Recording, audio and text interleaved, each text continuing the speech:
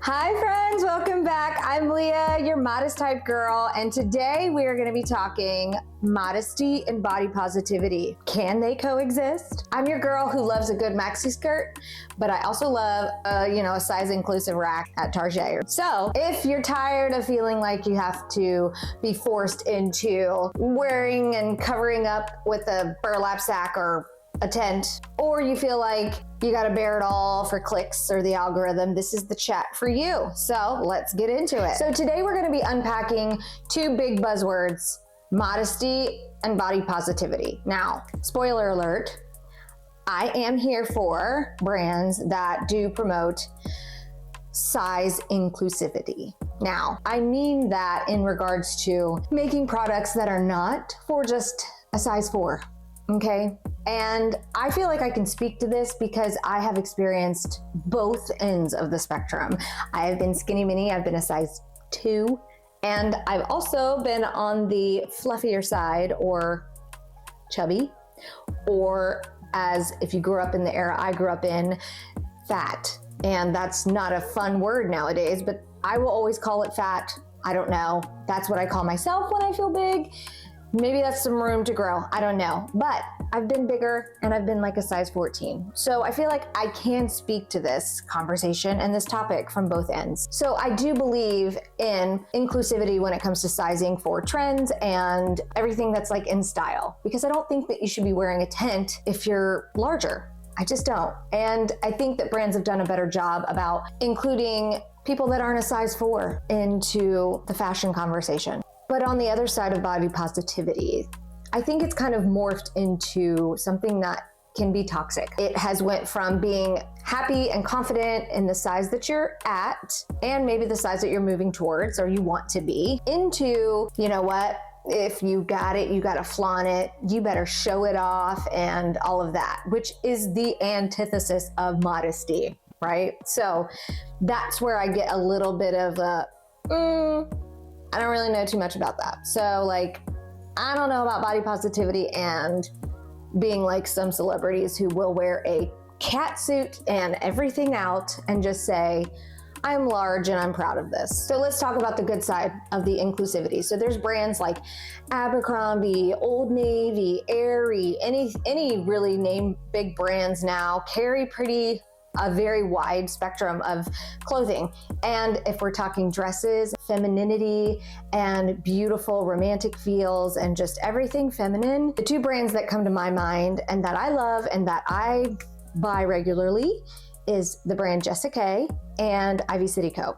They have beautiful dresses and they have a very, very wide range of sizes. So I do think that that's great. Body positivity has helped with making brands more inclusive and making it so that women who aren't a size 4 can wear something beautiful and trendy and fun. So that's a good thing. The other thing that I will speak on, not because I've seen it a lot, because I really did still, even though I was in between a 2 to a 14, like I didn't fall into a plus size category, but I guess there used to be an upcharge, right? So like if you were like 1X or 2X or something, they used to like give you, $10 extra on your price, and they've done away with that. So I think that's kind of good. So here's my tension point with body positivity.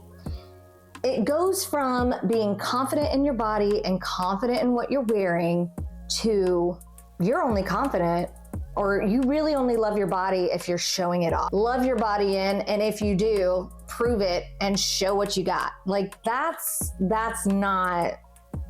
doesn't go with modesty, right? So worth doesn't equal visibility. Confidence doesn't mean you're an exhibitionist. Your value or the value you place on your body isn't measured by how much skin you're showing. And your confidence, for me, I feel most confident if I'm wearing a well-fitted dress or something that's tailored to my body, which leads me into my next point. When I'm going to choose an outfit, there's a spectrum, and we all know that you fall somewhere on that line of modesty and the spectrum of modesty, right?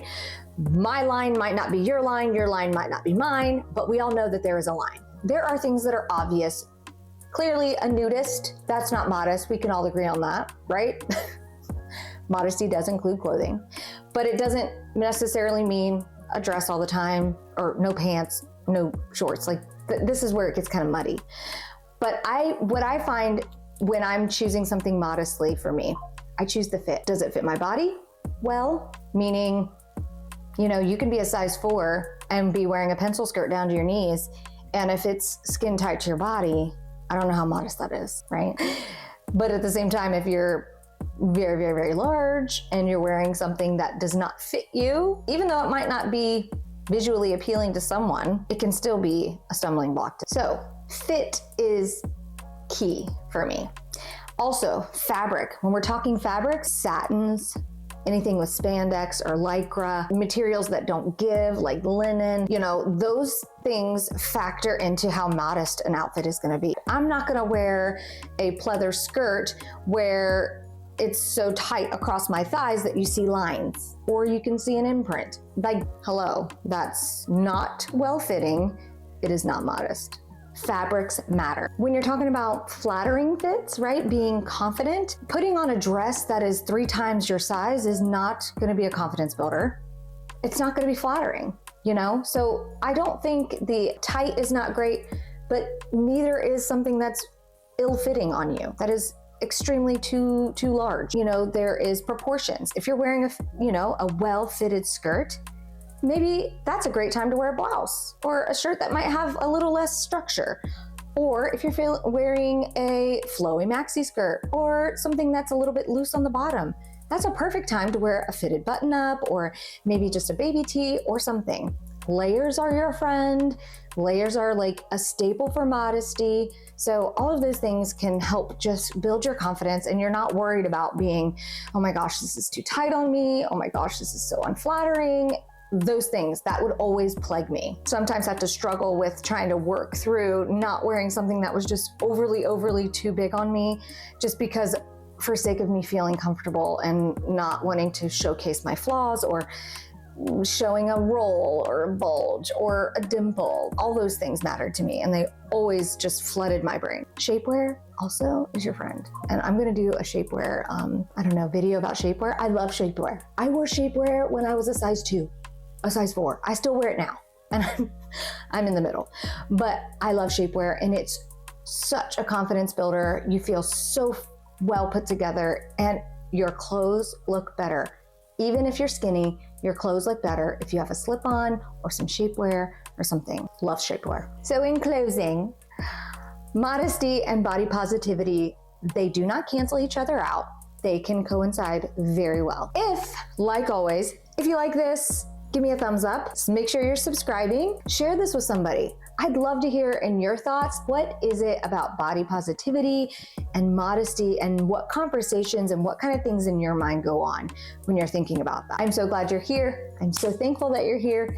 I love you guys and I will see you next week. Okay? Bye friends.